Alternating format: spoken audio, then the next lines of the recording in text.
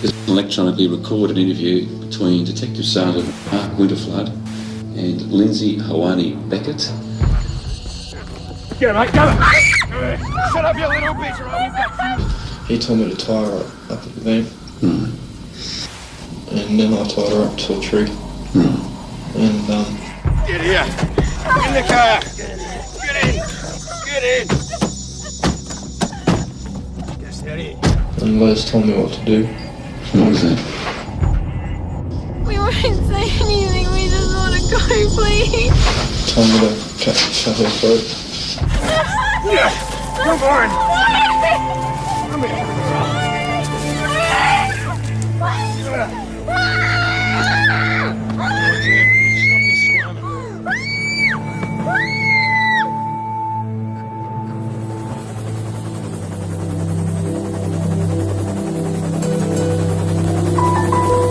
The spectacular Sapphire Coast in the far south of New South Wales.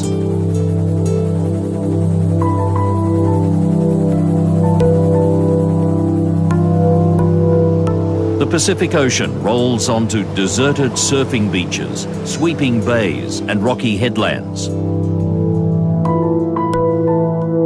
They're part of a line of national parks and waterways that stretches down the coast to the Victorian border.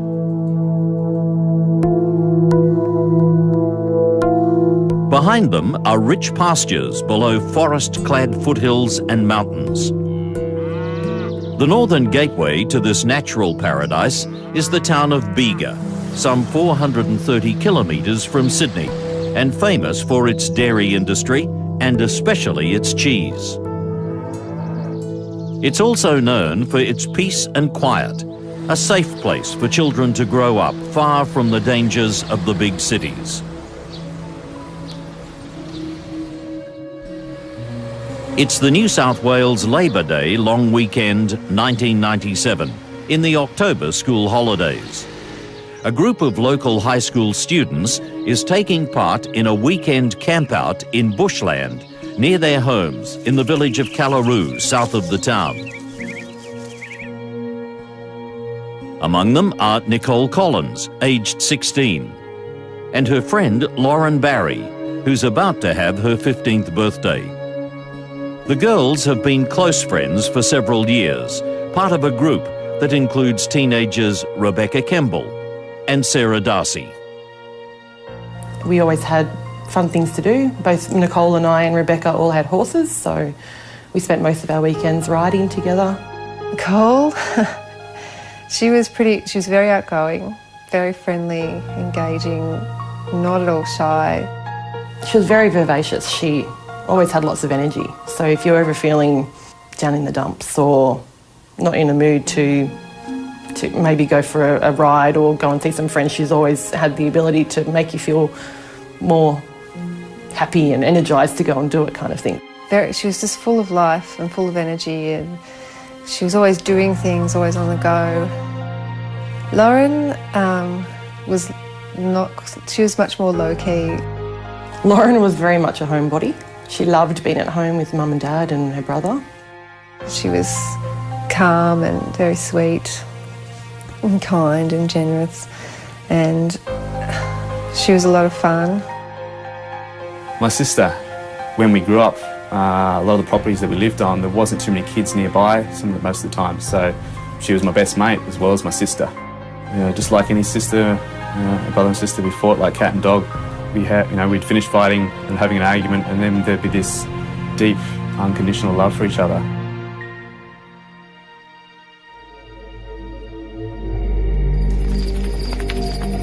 Hey, so how's horse riding on the weekend? It was really good. I did this really big jump. Even though the teenagers are responsible and trustworthy, their parents still make sure the campout is well supervised. Nicole's parents would come up and check on us, and so would Lauren's parents, so they could easily access to where we were staying. Yeah, I tried horse riding once, fell off. It was just an area where the two girls and their friends would go to a lot of holidays. They'd take their horses and set up a bit of a camp, and they'd just have a peaceful area overlooking the ocean. I can't believe we have to go back to school soon. Oh, I know. I don't want to go back to school. On Sunday night, being a long weekend, the group stays up late. Oh, I got up and put something in the bin, and then she put me on detention for like 4 days. Are you serious? Oh So my God. And we were just sitting around the campfire, talking, listening to music. And then Nicole was actually had been a bit upset because she broke up with her boyfriend. I wonder where he is. Don't worry, your boyfriend will be here. It's been ages. Seriously, he's probably on his way, don't worry. It's been hours. Yeah, it's probably on his way or something, don't worry. So Nicole decided that she was going to walk to Gilla and talk to her ex and see if they could work things out. Hey, I know where he's staying. Do you want to walk up? You sure? Yeah, come on, let's go. He's just with his auntie. So, wait, where he's going? We walked everywhere. I mean, we were only 16. We didn't have cars. We didn't even have bicycles. We had the horses and we had our feet. So to get around in Callaroo, that's what we did. We walked. Where are you guys going? We're just going to town. We'll be back soon.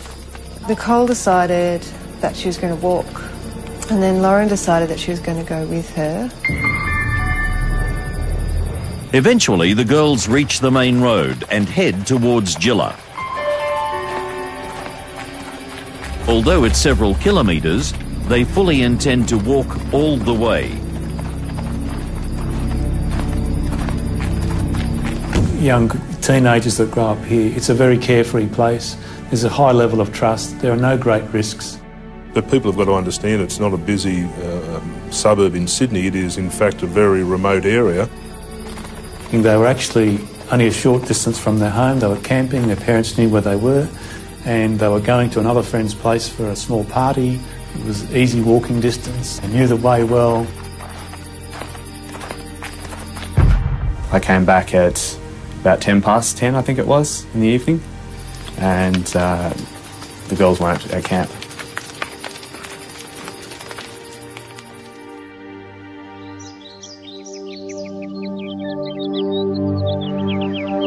Next morning, Lauren's brother Nathan is one of the first campers to wake up.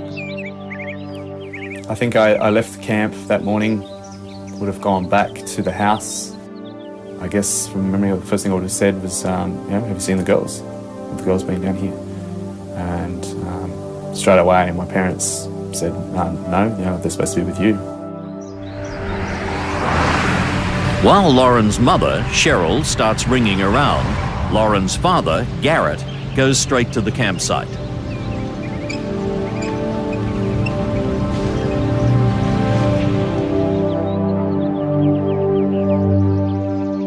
He said, "Where's Lauren?" And I said, "Oh, she and Nicole have walked out to Gilla." I said, "They're probably at Nicole's house."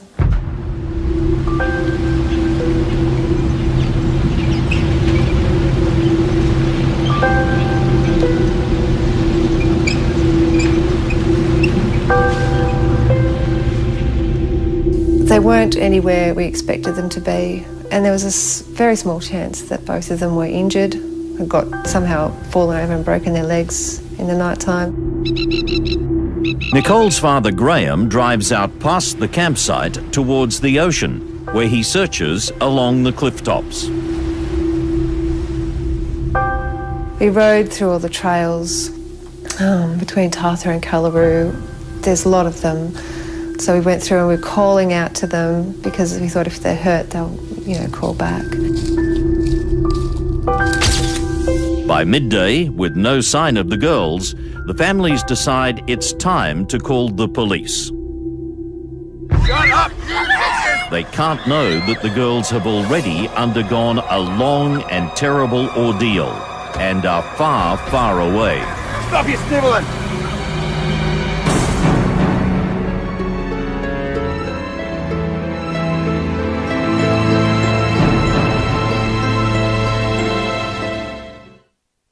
I know where he's staying. Can we have a look? Are you sure? Yeah, come on. Okay, where are you going? We're going to town. See you later. Oh, bye. Teenagers Lauren Barry and Nicole Collins have walked away from a campsite on Sunday night on the October long weekend in 1997. On the Monday morning, while the first frantic searches are taking place, a council worker is driving along the highway not far from the turnoff to the girls' campsite. He sees a large pink-coloured television set abandoned on the side of the road, and he loads it onto his truck. It'll be several weeks before police recognise it as the vital clue they need to break the case. Meanwhile, Bega detectives quickly establish the girls are not simply runaways. When you met their parents and sort of talked through the type of children they would maintain constant contact, almost for no reason, in the middle of parties. The families were adamant that their girls hadn't run away, that's not in their makeup, they've never done it before. The girls, aged 15 and 16, disappeared from a campsite near Bega after telling friends they were going for a walk. The search for the girls expands as SES and other local volunteers begin detailed sweeps of the bushland. The whole community, everybody, came down and said, we're here to help, we'll help you search. The first thing I did was to try and drive to all the places where I thought the girls could have been. Houses, hangouts, places in the bush where we used to all go. We had cubby houses and our favourite spots, and the girls weren't any of them, so then started driving the highways, and be looking out for anything along the side of the road, north, south, east, west. There's been no contact from the teenagers or any confirmed sighting. At the local refuse centre, the council worker unloads the big pink television set. The recycle bin is full, and so he places it on the ground. It'll be found a few hours later by a scavenger who takes it home, repaints it black, and sells it to a local hotel.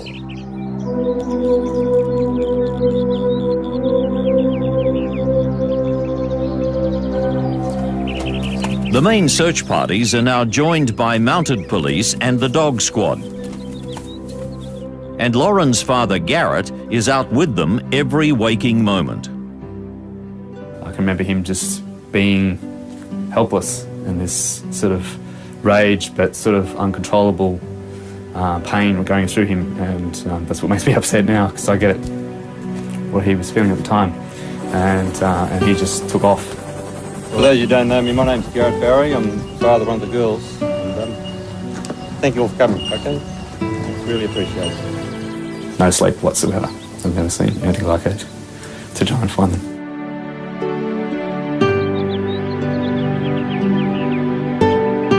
While the searches are going on, a local resident finds some abandoned clothes on a dirt road not far from the camp. There's a girl's top and a distinctive check flannelette shirt. They're soon recognised as Lauren Barry's, and the police return them to her mother. A distraught Cheryl carefully puts the clothes away, unaware they carry vital DNA evidence. We didn't put two and two together at that time because, as I say, the girls were just missing at that stage. It was just the first day that they'd been missing.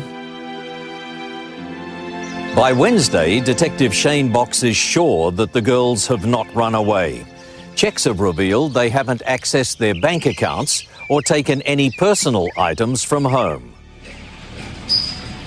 I briefed my senior officers in Wollongong, at Region and at Bateman's Bay, and just said, listen, there's more to it than this. Something's not right here. And as a result, the task force investigation commenced, and we went from there. The media is now running with the story, and the families make an emotional plea for help. They're enduring almost unbelievable suffering.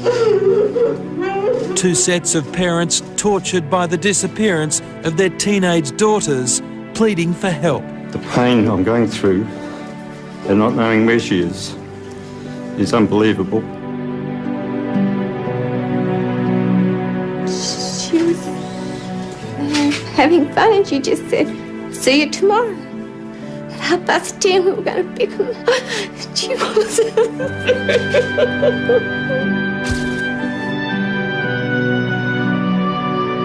The publicity generates a rush of information. A local mother comes forward to report that she was driving to Tathra at 9:50 p.m. on the Sunday night when she came across a car stopped on the highway. Unable to pass safely, she had to stop. And in the light of her headlights, she can see two girls and a man standing by the car. There's enough light for her to give police a clear description of him. The car finally moved over, and the mother was able to overtake it safely and continue on her way.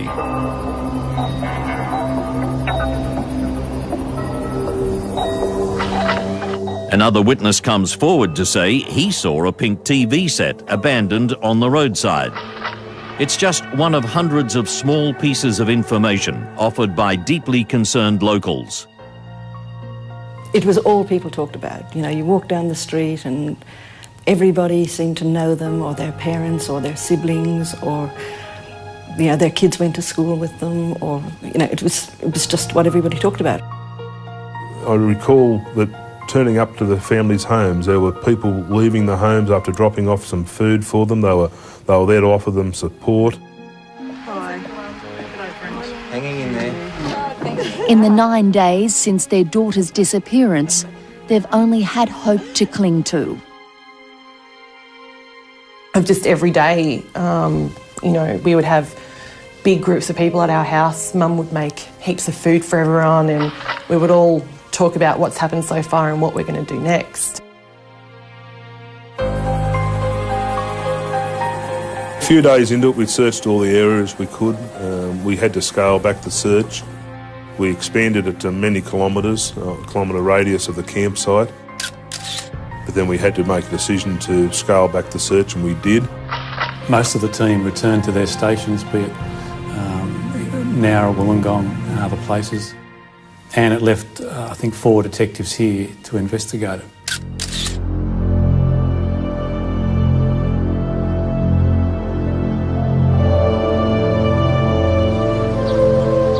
It's now almost a month since the disappearance. But just as the task force investigation is wound down, new information suddenly surfaces about a pair of violent career criminals, Leslie Camilleri and Lindsay Beckett. And it was just information from the police at Yass that you should look at these two blokes. They're into the badness, they're into sexual assaults, and they may fit the criteria. Lindsay Hoani Beckett is a New Zealander with a low intelligence who at age 24 has multiple convictions for robbery and assault. Leslie Alfred Camilleri is a dangerous psychopath who since the age of 12 has racked up an amazing 146 criminal convictions.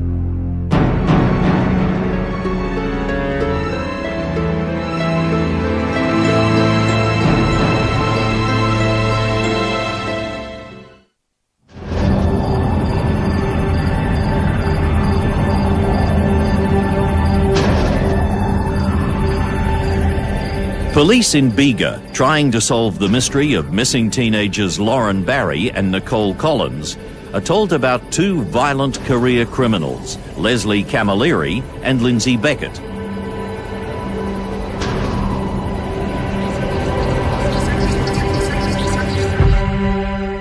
The two men have been living in Yass in southern New South Wales. An informant tells local police, who advise Bega detectives.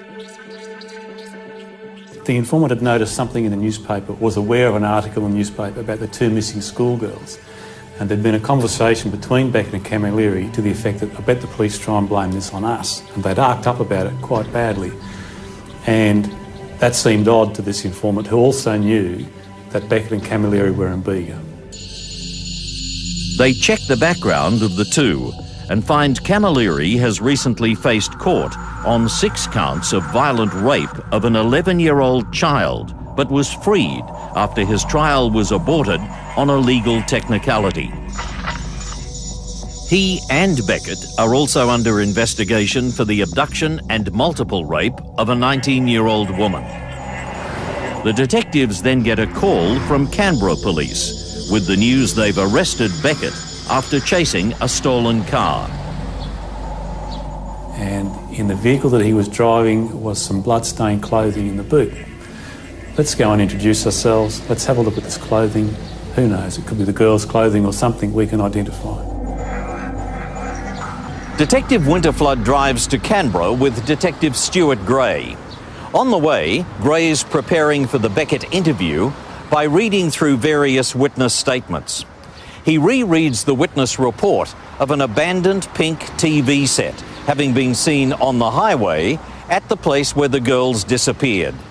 He starts to wonder if it's connected to the mystery, and he comes up with an intriguing theory. So I was travelling with this detective and he said, you know, it would make sense if you had a pink TV or a large TV in the car, that to get two girls in, you'd put a TV out and you'd put it beside the road. And I remember thinking, well, listen, that's just, you know, that's neither here nor there. It's really a bit of a nothing. So I sort of didn't give it a lot of credence. As I explained to you earlier today, when they interview Beckett, they find him arrogant and deliberately nonchalant. And towards the end of the interview, I put to him, and did you have a pink TV in your car? Well, the feet, you know, snapped down and he sat up, and obviously I'd hit a sore point with him. He didn't tell us much about it, but we just registered there's something about this television that's important. Beckett then admits to having a television set in the car in Bega, but he says he can't remember what happened to it. But I wish to speak to you further about it. So we started to work on the theory that maybe the TV was put out to put people in. So we thanked him for his time and we left.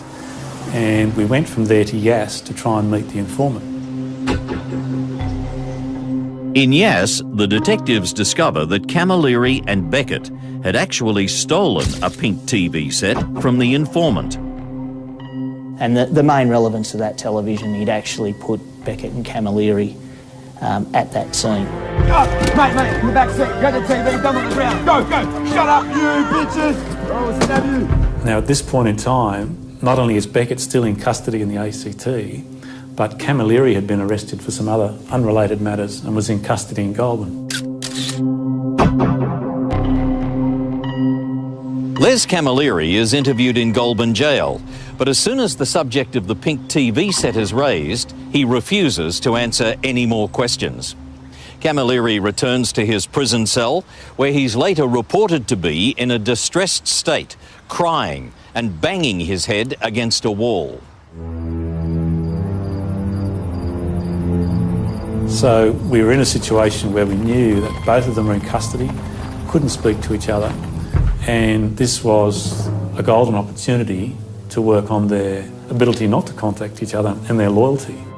The detectives then subject Beckett to a second interview, where they tell him they can now link him to the girl's disappearance. And I also had on the interview table in front of him photographs of the two girls, which I'd opened up, and they were large sort of A4 facial photographs of the girls from high school.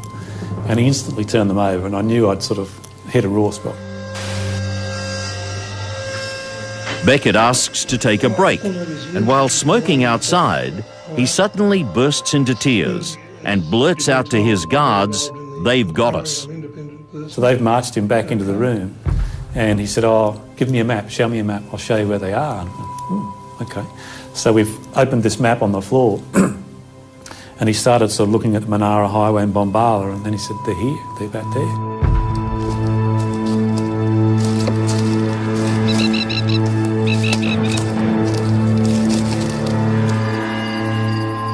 Beckett then gives a long and detailed confession, beginning with how he and Camilleri inject each other with illegal drugs as they drive from Bega to Tathra. Les was driving the car and we were going to the beach because I hadn't been to the beach for ages and we were going to go there for a drink. Yeah. And just see if there's any parties. And we were going up the hill and seeing these two girls there and Les stopped. Hey mate, here, what have we got here? Hey girls! I asked them if they wanted a lift. And they said, "Oh yeah, alright then." And then we said we're going to the beach, and I asked them if they wanted to come. And they said yeah. The girls' families and friends are adamant that neither would have willingly got into a car with strangers, insisting they must have been forcibly abducted. You want to lift? We'll give you a lift home. No, I'll just walk. There was certainly no signs of violence going on, and it appeared that the girls were actually talking to the vehicle occupants, and one of them was actually out of the car, according to the witness. So at that point, although maybe not a normal or believed action of the girls, certainly on this occasion I think that account is correct. They wouldn't have gotten in the car with, especially a car that looked like the way it did. It was all banged up and dodgy looking. These two were off their faces on drugs. And Nicole and I were both, oh God, you know, we'll never get in a car with strangers. And she said to me, oh, just never do that. No, I'd never hitchhike, I'd never do anything. You know, Dad would kill me. I'm still to this day convinced that they never hopped in the car voluntarily. They were either coerced into the car or through their mannerisms of Camilleri and Beckett, they were frightened and hopped in the vehicle. Beckett's version of events, he was accurate and truthful about a lot of other detail. I didn't see him gaining anything by saying they didn't get in voluntarily. Well, I think he lied about it to try and make it sound as though... Party on the beach? No, we can't. We just go to make it sound less harsh on themselves. No. Shut up, you little bitch! Get the TV out of the back seat, mate. Dump on the ground. Go! Shut up! Stab your friend too. Hey, go back. You with me? Shut up! With me? Get here. In the car. Get in. Shut up. Stay in.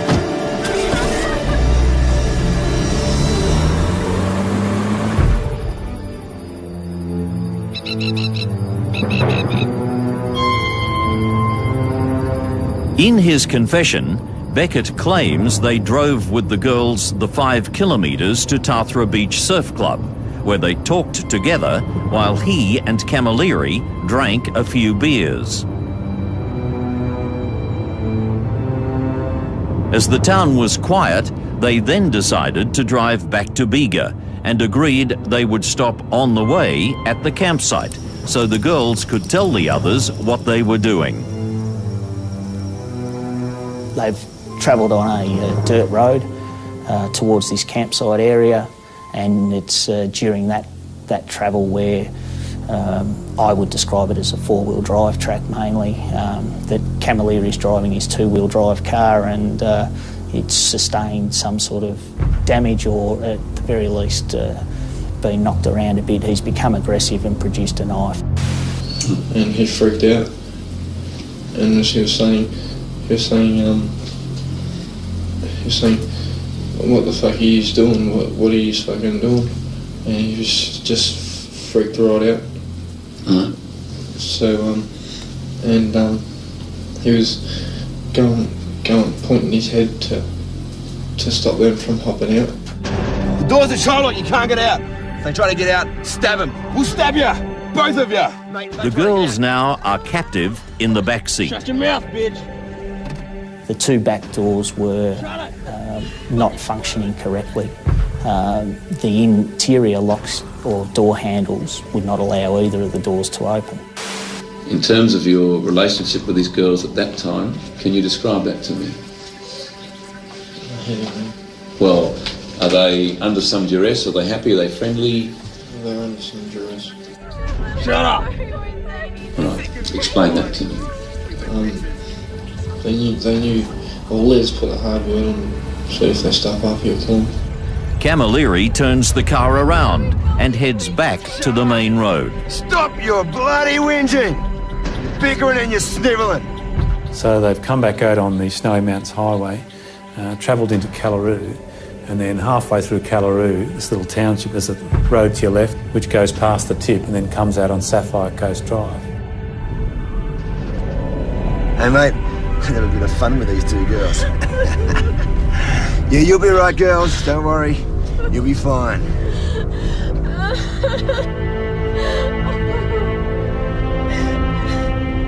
They were going along there. Yeah, he's like, yes, do you mind if we have sex with you? And they said no. And so then we kept going, kept driving. So they've driven them out along there, and about halfway between there and the next road, they've stopped and they've raped one of them each.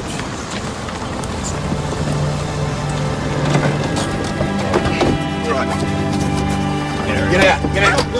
It's yours. Blondie, you're mine. Get out of here.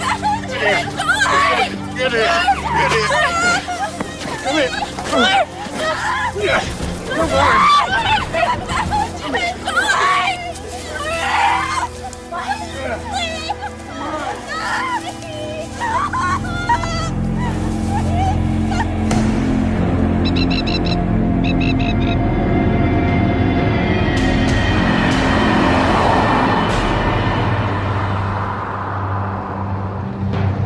The men then head for the Prince's Highway and drive south with their captives towards Eden.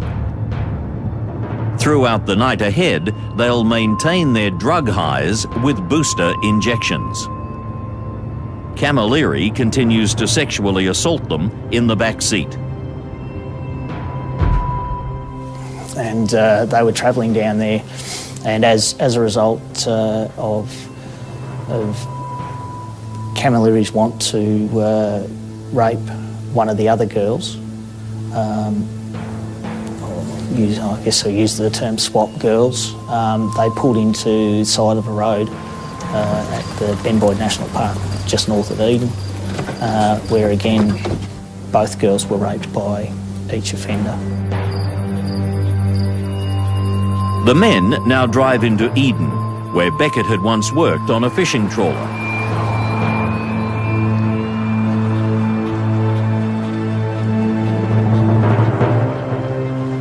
They went down to the wharf and had a look to see whether the boat that he once worked on was there. During the driving through Eden itself, the girls were told to keep their heads down, and as a result, after not finding the boat and Beckett's supposed knowledge of the area, they attempted to try and find a back road out of Eden. Became sort of disorientated and ended up on some dirt tracks again, which at that point they stopped the vehicle and then raped the girls again.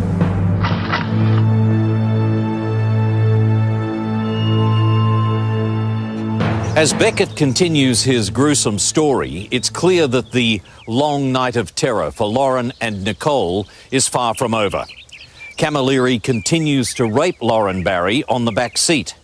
Beckett describes how he drives further south towards the Victorian border. The detectives have little doubt that the girls must have had a strong suspicion of the awful destiny awaiting them.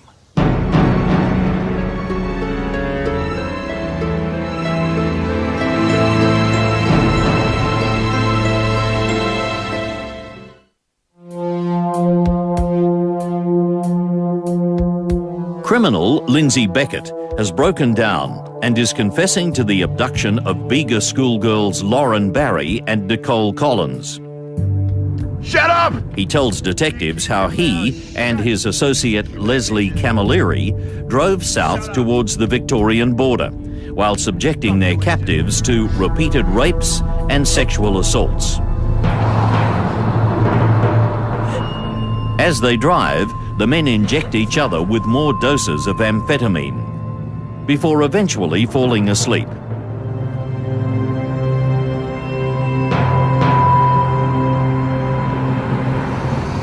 All right, mate. Just crossed the border into Victoria. Victoria? You stupid prick! Sydney! I want to go to Sydney. Turn around. It appears that neither of them really know where they are. Camilleri gets quite angry about that. And at this point, Beckett again turned off the main, which was now the Prince's Highway at that point in Victoria. Les told me to stop because he wanted to have sex with the one with dark hair. Right.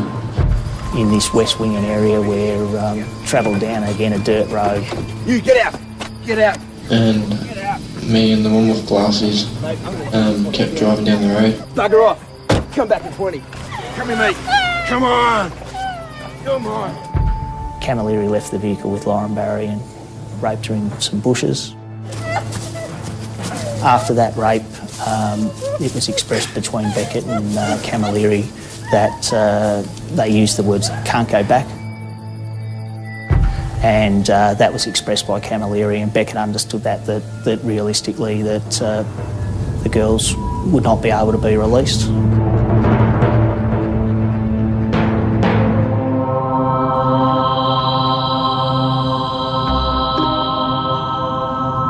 As dawn breaks, they're still driving south along the Princes Highway. They're about 60 kilometres into Victoria when they come to the Cann River. They see a sign marking the turn-off to the Monero Highway back towards Bombala in southern New South Wales and decide it's time to head north.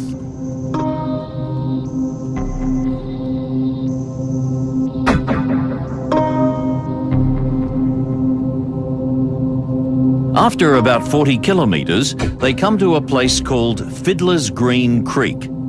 Beckett then spots a small sidetrack into the bush. He said to Camilleri, "What about this?" And Camilleri has said, "Well, let's have a look," and they've travelled up there.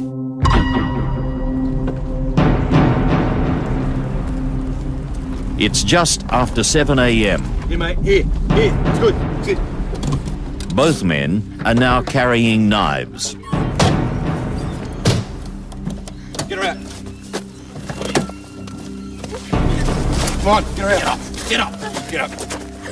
Stop your engine. You tie her up. Tie her up. Get out. Get out. Stop crying. Stay still. Hold still. Hold your hand. Hold still. Hold your hand. Take it down there. Come on. Start walking. Come on, you little bitch. Stop your engine.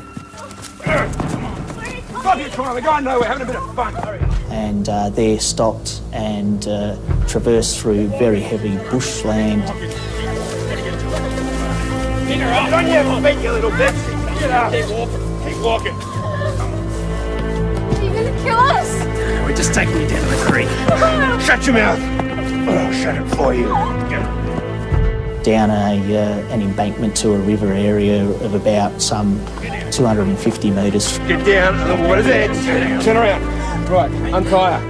When they reach a creek, Camilleri unties them before ordering them to strip and wash themselves thoroughly to remove all evidence of the rapes.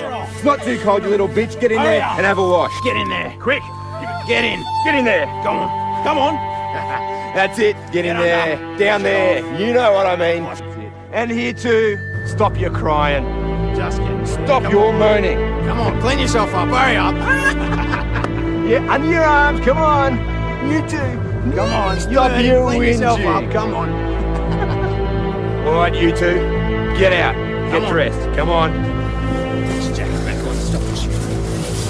Put it on. Stop the shit. Hurry up. Get it on now. They're then told to dress themselves before being gagged. Alrighty, mate. Gag 'em. Gag 'em. And then we tied the girls up, tied their hands up, stings around their mouth so they wouldn't yell. What sort of things? Just to stop them from yelling, just some of their genes. Alrighty. Take her this way. Go. Lauren is hogtied on the ground and Nicole is tied to a tree a short distance away. Yeah, mate. Yeah. He told me to tie her up at the van. And then I tied her up to a tree. And Les told me what to do. Mate, you gotta kill him. Nah, no, I don't want to kill him. You don't understand. You gotta kill him. You can take care of him. You don't kill him, I'll kill you. You got it? Kill him. Yeah, he said drag her over to the water and drown her.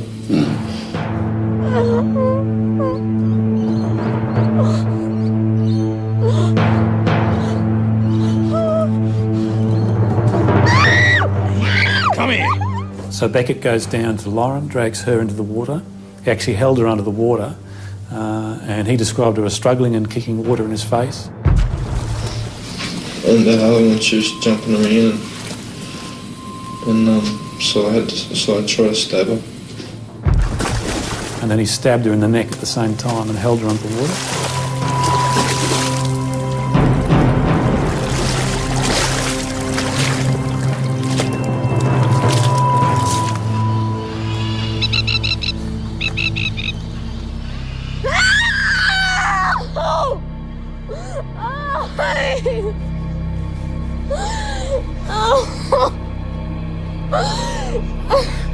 He then goes back to Nicole and attacks her.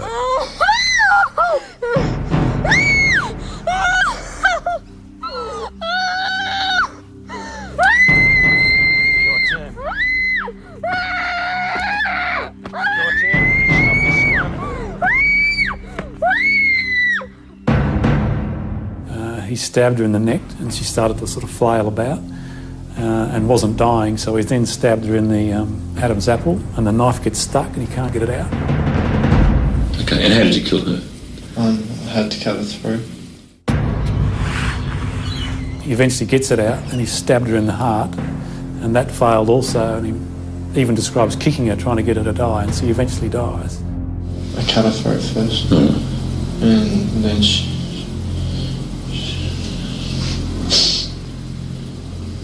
and then I stabbed her. Okay. No one chooses how to die, but their deaths were just horrific in every respect. Not only do they have to see Lauren dying, she has to, it's just a terrible death. In relation to the blood that was on your clothing, can you just show me where the blood was on your clothing, approximately? It was on my sleeves, me pants, there's bits of it on my face, on my football jumper. He then retrieves the bloody ropes used to tie her to the tree and returns to the car where Camilleri is waiting. You did it. I did it. You killed him. It's done. Good. Let's go. Beckett says that after the murder, he fell asleep as Camilleri drove back into New South Wales, heading for their homes in Yass. They stop in Canberra on the way to burn their clothes and the ropes, and to throw their knives into Lake Burley Griffin. The long confession over, Beckett is then driven south and Victorian police are alerted. He is driven over the border and to the Fiddler's Green Creek, where he leads the detectives to the girls' bodies. And do you agree that we walked together through the bush and just across the creek and slightly upstream we came to an area where there's a large tree fallen across the river? Yeah. And beneath the root section of that tree in a portion of water was what appeared to be the remains of a deceased person. Yes. All right. And are you able to tell me now if that was the remains of the girl with the dark hair? Yes. Shane Box is among the police on hand to witness the tragic sight before returning immediately to Bega. He's become very close to the families since the girls disappeared, and he cries as he gives them the terrible news. So probably the most difficult task a police officer could do would be to look at families of two young girls in the eyes and tell them that their girls were murdered, and that was the last they would ever see of them. And it was also especially hard for me as a father of two girls to be able to do that particular task. My father pulled me aside and he said that they had found Lauren and Nicole's bodies, and I can't remember. My body's done a pretty good job of blocking out those emotions and feelings and thoughts at the time, but I was in a bit of shock, I guess, and that shock stayed with me for many years. They came in their thousands to grieve, filling a small park. The town itself shut down as hearts opened and emotions overflowed. Nicole and Lauren were my best friends I've ever had, and now that they've been taken away from me,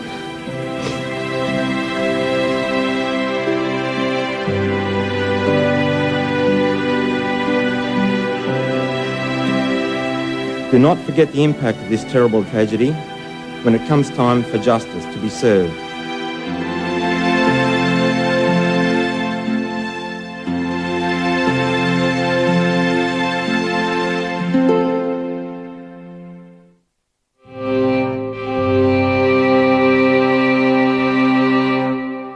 The New South Wales detectives hand all the evidence to the Victorian police, who take carriage of the case under the direction of Detective Russell Sheether, who prepares the charges of murder. Beckett and Camilleri are extradited to Victoria, but charges of rape and sexual assault that occurred in New South Wales are held in reserve. Lindsay Beckett pleads guilty to the murders of Lauren and Nicole, and in August 1998, he's sentenced to 2 life terms with a non-parole period of 35 years. At the time, it's the longest non-parole period ever handed down in Victoria. Leslie Camilleri protests his innocence, blaming the murders on Beckett.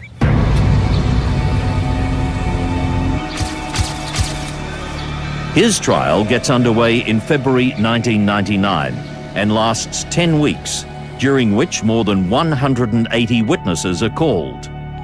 Apart from Beckett's testimony, the most damning evidence is a match to Camilleri's DNA in semen on Lauren's clothes found by the roadside at Bega. It puts Camilleri not only at the scene but being involved in sexual activity of which he'd continued and during court continued to deny. There's also shocking testimony from a 19-year-old woman who was raped for hours by Camilleri and Beckett just days before they went to Bega. The star witness is Lindsay Beckett, and he lays bare all the repugnant detail of Lauren and Nicole's ordeal, detail which had previously been kept from their families.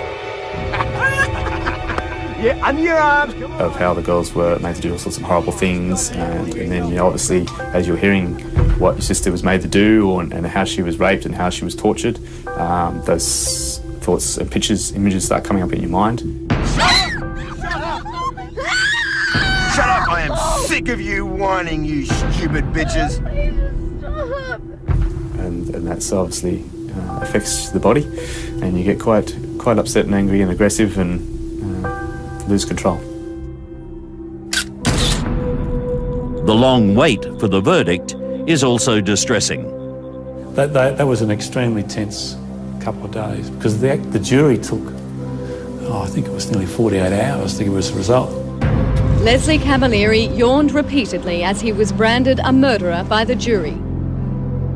When we heard he was guilty, I can remember my parents and Nicole's parents yelling, screaming yes and yelling for joy which is hard to get some joy, but from all the stress and pressure we put through, it was a positive in a bad situation. It was a ray of light, I guess, that someone was going to be held responsible for the girls' murders.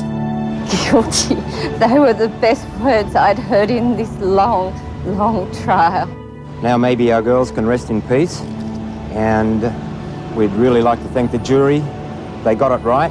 It was the culmination of at that point, nearly 2 years of investigation and court processes.